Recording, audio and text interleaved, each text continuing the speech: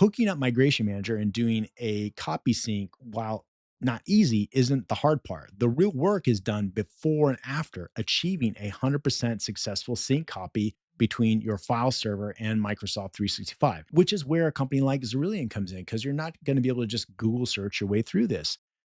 In our practice, we have to analyze the existing on premises server file shares and make determinations on what is synced and what isn't. And what is synced and what isn't is never a simple matter of shooting out an email to all the department heads of your company and asking them to get back to you about what files are old, useless, and can be left behind in the migration. These department heads will never respond to that email as they're not certain, nor is it realistic to ask them to prioritize in their work schedule the tedious work of determining what files they do or do not need. And those old file shares have so much useless data on them. Yet, we as IT managers keep absorbing the cost to carry them forward, securing them, and backing them up from one file server refresh to the next. Data that nobody can confidently say can be deleted. So it's better to just draw a line in the sand and state that as part of your plan, you're only migrating files that have been created or modified in the past 5 or 10 years. But reassure everyone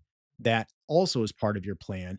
you're going to hold on to that server as an archive and make an online backup in case someone needs some obscure old file that was older than your 5 to 10 year old cutoff date. And even after that work is done, we still need to determine which shared folders need to be split up or renamed or reconfigured because the original file share structure will screw up the OneDrive sync client because there are too many files, invalid characters, or the file name path is too long, or we have crazy disinherited permissions we have to work through because of layers of subnested folders or on the fly permission setting by previous IT managers who are long gone from the company.